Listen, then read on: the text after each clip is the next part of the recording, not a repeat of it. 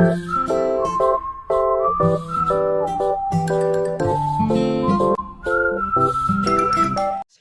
warahmatullahi wabarakatuh. Perkenalkan, nama saya Okta Widianto dari kelas 10 MIPA 3, nomor absen 28. Kali ini saya akan menjelaskan materi KD2 tentang ketentuan Undang-Undang Dasar Negara Republik Indonesia tahun 1945 dalam kehidupan berbangsa dan bernegara.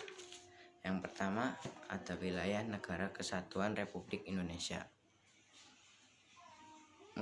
Memetakan wilayah negara Republik Indonesia.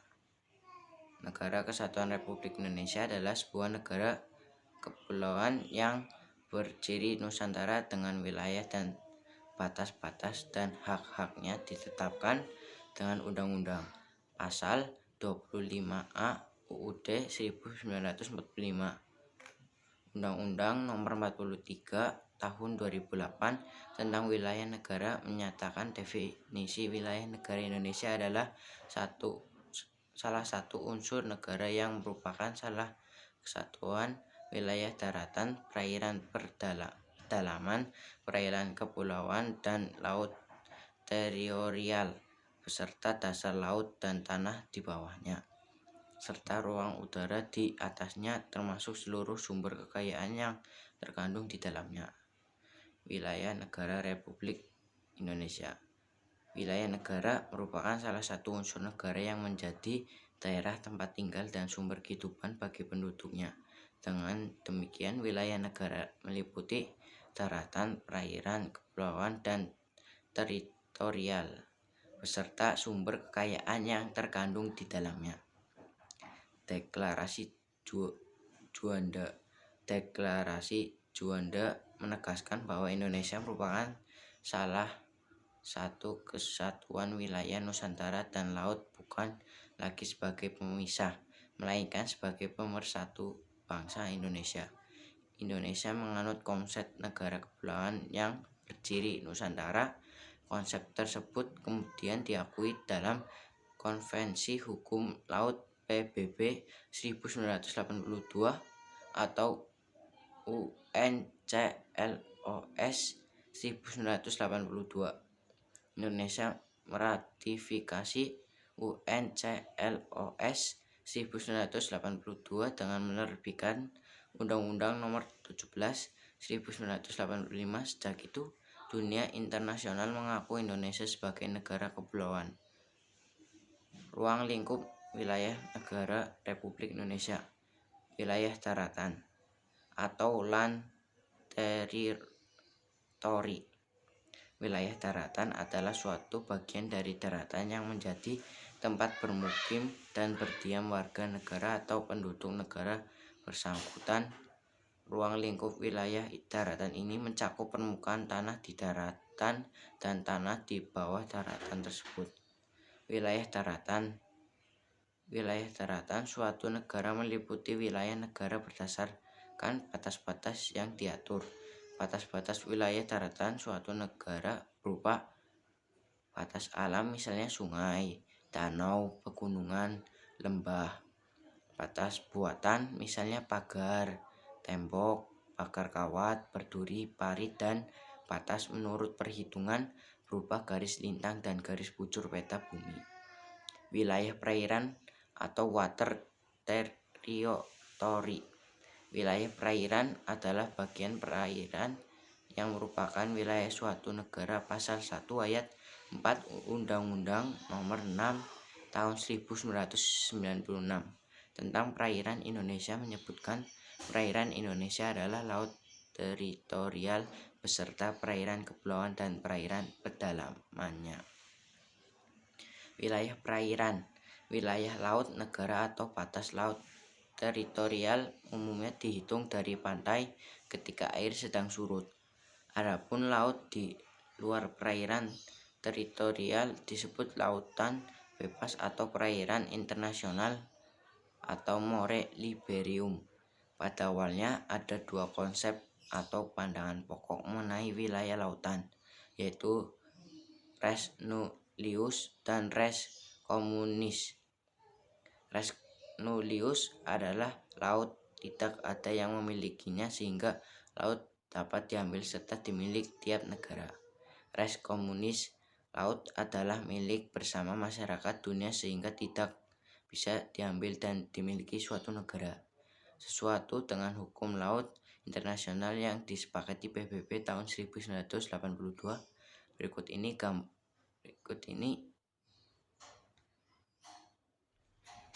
wilayah laut di Indonesia. Zona laut teritorial.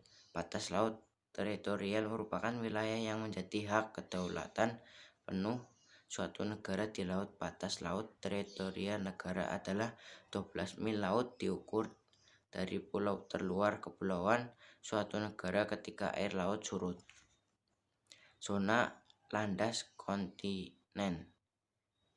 Batas landas kontinen merupakan batas dasar laut yang sumber daya alamnya dapat dikelola oleh negara yang bersangkutan. Batas landas kontinen diukur dari garis dasar ke arah luar paling jauh 200 mil laut. Zona ekonomi eksklusif atau ZEE. Batas zona ZEE merupakan wilayah laut sejauh 200 mil diukur dari pantai ke laut bebas. Di dalam wilayah ini, negara pantai yang bersangkutan berhak menggali kekayaan laut dan menangkap ikan di wilayah ini serta melakukan kegiatan ekonomi lainnya. Negara lain bebas berlayar atau terbang di wilayah itu serta bebas pula memasang kabel dan pipa di bawah laut. Laut teritorial. Negara Indonesia merupakan kedaulatan penuh untuk memanfaatkan air kekayaan laut, dasar laut, dan udara di sekitarnya. Batas laut teritorial merupakan batas kedaulatan penuh negara Indonesia. Negara-negara lain yang hendak memasuki wilayah teritorial harus mendapatkan izin dari negara Indonesia. Selain itu, Indonesia memiliki perairan Nusantara dan zona tambahan perairan Nusantara atau perairan pedalaman laut di antara pulau-pulau yang dibatasi garis dasar pulau. Zona tambahan zona yang lebarnya tidak melebihi 24 mil laut diukur dari garis pangkal laut teritorial. Landas kontinen. Batas landas kontinen bagi kedua negara ditentukan dengan cara membagi kedua negara memiliki bagian yang sama jauhnya dari garis pantai masing-masing. Negara memiliki hak penuh mengelola SDA di dasar laut yang masih dalam wilayah batas landas kontinen dengan tetap menghormati dan tanpa mengganggu jalur lalu lintas pelayaran damai. Zona ekonomi eksklusif (ZEE) atau ZEE. Hak kedaulatan, tujuan eksplorasi dan eksploitasi, pelestarian dan pengelolaan sumber alam baik yang hidup maupun yang tidak hidup dari dasar laut dan tanah bawahnya serta air yang berdekatan di atasnya. Hak kedaulatan juga mencakup aktivitas untuk eksplorasi dan eksploitasi ekonomi dari zona ZEE seperti produk, energi dan air, aliran laut, angin. Yurisdiksi. Ditentukan ketentuan yang relevan mengenai pembentuk dan penggunaan pulau-pulau buatan, instalasi penelitian, perlindungan, pelestarian lingkungan laut. Wilayah udara air teritori. Ruang udara merupakan bagian wilayah negara adalah ruang yang terletak di atas permukaan wilayah darat dan di atas permukaan wilayah perairan. Teori tentang wilayah udara. Teori keamanan. Negara mempunyai kedaulatan wilayah udara yang dibatasi dengan kebutuhan untuk menjaga keamanan pada tahun 1901. Batas keamanan ditentukan dengan ketinggian 1.500 meter, tetapi pada tahun 1910 diubah menjadi 500 meter. Teori penguasaan. Kedaulatan udara ditentukan oleh kemampuan negara yang bersangkutan dalam menguasai ruang udara di atasnya secara fisik dan ilmiah. Teori ini menguntungkan bagi negara yang mempunyai teknologi tinggi dan merugikan bagi negara-negara berkembang. Teori udara. Wilayah udara hendaknya sampai ketinggian tertentu seukur kemampuan balon udara atau pesawat udara mengudara. Ketinggian tersebut sekitar 300 mil dari permukaan bumi. Teori negara berdaulat di udara. Bagi Indonesia, wilayah di dirgantara atau ruang angkasa dan antariksa, termasuk orbit geostasioner, adalah jarak ukur lebih 36.000 km diukur dari titik gunung tertinggi di Indonesia. Wilayah ekstrateritorial. Wilayah ekstrateritorial adalah suatu wilayah atau daerah karena ketetapan hukum internasional maka dianggap sebagai wilayah atau bagian wilayah dari suatu negara. Hal-hal yang termasuk dalam ketetapan hukum internasional ada kapal-kapal laut yang berlayar di laut terbuka di bawah bendera negara tertentu di tempat kerja perwakilan diplomatik. Wilayah ekstrateritorial meliputi A. Kapal berlayar di bawah bendera suatu negara. Kapal yang berlayar menggunakan bendera suatu negara dianggap sebagai wilayah negara yang benderanya dikibarkan, baik ketika kapal itu sedang berlayar laut lepas atau berada di wilayah negara lain. B. Kedutaan atau perwakilan tetap wilayah di negara lain. Di wilayah ini berlaku larangan terhadap alat negara, misalnya polisi atau pejabat kehakiman yang memasuk suatu negara tanpa izin dan kedutaan. Setiap ada perwakilan diplomatik di suatu negara pasti terdapat daerah ekstrateritorial. Hal ini didasarkan hukum internasional hasil Kongres Wina tahun 1815 dan Kongres Aceh tahun 1818. Batas wilayah NKRI. Sebelah utara darat Malaysia, laut Malaysia, Singapura, Thailand, Vietnam, dan Filipina. Sebelah barat Samudra Hindia dan perairan negara India. Sebelah timur daratan Papua Nugini dan Samudra Pasifik. Sebelah selatan Timor Leste, perairan Australia, dan Samudra Hindia. Undang-Undang Dasar Negara Republik Indonesia tahun 1945 menyatakan bahwa negara mempunyai hak penguasaan atas kekayaan alam Indonesia. Maka kewajiban itu negara yaitu segala untuk pemanfaatan bumi dan air serta hasil yang didapat untuk meningkatkan kemakmuran rakyat dan kesejahteraan masyarakat, melindungi dan menjamin segala hak-hak rakyat yang terdapat di dalam atau di atas bumi, air, dan kekayaan alam tertentu yang dapat dihasilkan secara langsung atau dinikmati langsung oleh rakyat, mencegah segala tindakan dari pihak manapun yang akan menyebabkan rakyat tidak mempunyai kesempatan atau akan kehilangan haknya dalam menikmati kekayaan alam. Yang kedua, asas ius soli secara terbatas, yaitu asas yang menentukan kewarganegaraan seseorang berdasarkan negara tempat kelahiran yang diberlakukan terbatas bagi anak-anak sesuai dengan ketentuan yang diatur undang-undang.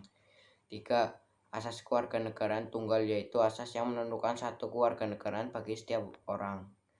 Asas kewarganegaraan ganda terbatas, yaitu asas yang menentukan kewarganegaraan ganda bagi anak-anak sesuai dengan ketentuan yang diatur dalam undang-undang. Syarat-syarat menjadi warga negara Indonesia. Yang pertama, naturalisasi biasa. Orang dari bangsa asing yang akan mengajukan permohonan kewarganegaraan dengan cara naturalisasi biasa harus memenuhi syarat sebagaimana yang ditentukan oleh pasal 9 Undang-Undang Republik Indonesia nomor 12 tahun 2006 sebagai berikut. 1. Telah berusia 18 tahun atau sudah kawin. 2. Pada waktu mengajukan permohonan sudah bertempat tinggal di wilayah negara Republik Indonesia paling singkat 5 tahun berturut-turut atau paling singkat 10 tahun tidak berturut-turut. 3. Sehat jasmani dan rohani. 4. Dapat berbahasa Indonesia serta mengakui dasar negara Pancasila dan Undang-Undang Dasar Negara Republik Indonesia tahun 1945. 5. Tidak pernah dijatuhkan pidana karena melakukan tindakan pidana yang diancam dengan pidana penjara 1 tahun lebih. 6. Jika dengan memperoleh kewarganegaraan Republik Indonesia tidak menjadi berkewarganegaraan ganda. 7. Mempunyai pekerjaan dan atau berpenghasilan tetap. 8. Membayar uang kewarganegaraan ke kas negara. 1. Naturalisasi istimewa. Naturalisasi istimewa diberikan sesuai dengan ketentuan pasal 20 Undang-Undang Republik Indonesia Nomor 12 Tahun 2006. Naturalisasi istimewa diberikan kepada orang asing yang telah berjasa kepada Republik Indonesia atau dengan alasan kepentingan negara setelah memperoleh pertimbangan Dewan Perwakilan Rakyat Republik Indonesia. Naturalisasi istimewa batal diberikan jika menyebabkan orang asing tersebut berkewarganegaraan ganda. Hilangnya kewarganegaraan Indonesia. Menurut Undang-Undang Republik Indonesia tahun 12 tahun 2006, seorang warga negara Indonesia kehilangan kewarganegaraannya jika yang bersangkutan 1. Memperoleh kewarganegaraan lain atas kemauannya sendiri. 2. Tidak menolak atau tidak melepaskan kewarganegaraan lain. 3. Dinyatakan hilang kewarganegaraannya oleh Presiden atas kemauannya sendiri dengan ketentuan 1. Telah berusia 18 tahun. 2. Bertempat tinggal di luar negeri. Masuk ke dalam dinas tentang asing tanpa disertai izin dari Presiden. Masuk dalam dinas negara asing atas kemauan sendiri, yang mana jabatan dan dinas tersebut di Indonesia hanya dapat dijabat oleh warga negara Indonesia. Mengangkat sumpah atau menyatakan janji setiap pada negara asing atau bagian dari negara asing tersebut atas dasar kemauannya sendiri. Turut serta dalam memilih sesuatu yang bersifat ketatanegaraan untuk suatu negara asing meskipun tidak diwajibkan keikutsertanya. Mempunyai paspor atau surat yang bersifat paspor dari negara asing atau surat yang dapat diartikan sebagai tanda kewarganegaraan yang masih berlaku dari negara lain atas namanya. Bertempat tinggal di luar wilayah negara Republik Indonesia selama 5 tahun terus-menerus bukan dalam rangka dinas negara tanpa alasan yang sah dan dengan sengaja tidak menyatakan keinginannya untuk tetap menjadi warga negara Indonesia sebelum jangka waktu 5 tahun tersebut berakhir.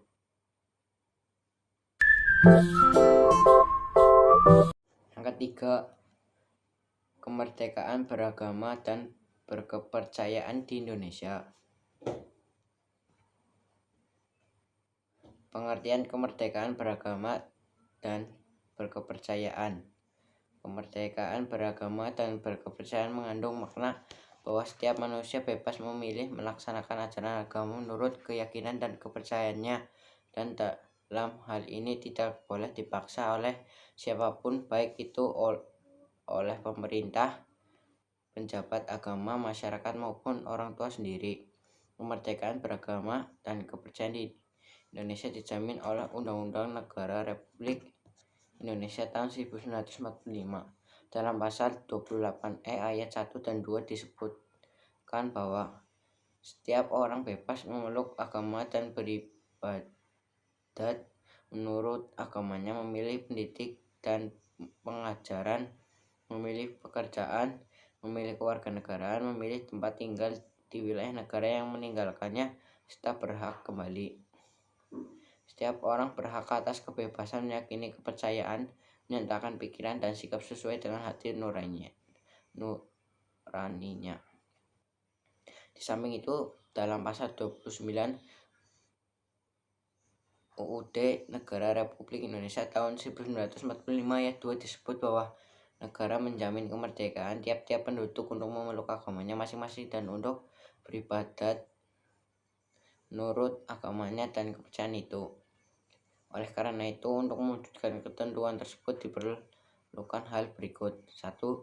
Adanya pengakuan yang sama oleh pemerintah terhadap agama-agama yang dipeluk oleh warga negara. 2. Tiap pemeluk agama mempunyai kewajiban, hak, dan kedudukan yang sama dalam negara dan pemerintahan. 3. Adanya kebebasan yang otonom bagi setiap penganut agama dan agamanya itu. Apabila terjadi perubahan agama, yang bersangkutan mempunyai kebebasan untuk menetapkan dan menentukan agama yang ia kehendaki.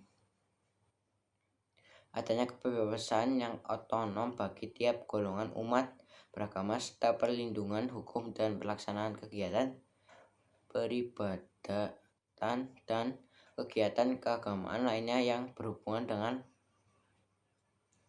eksistensi agama masing-masing. Membangun kerukunan umat beragama. Di negara ini dikenal konsep kerukunan umat beragama yang terdiri dari atas kerukunan internal umat seagama, kerukunan antara umat berbeda agama, dan kerukunan antar umat beragama dengan pemerintah.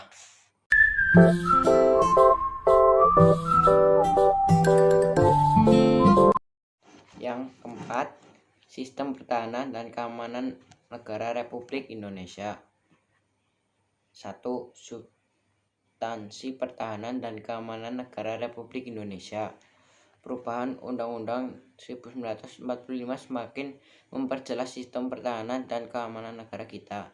Hal tersebut diatur dalam pasal 30 ayat 1-5 Undang-Undang Dasar Negara Republik Indonesia tahun 1945 yang menyatakan bahwa 1.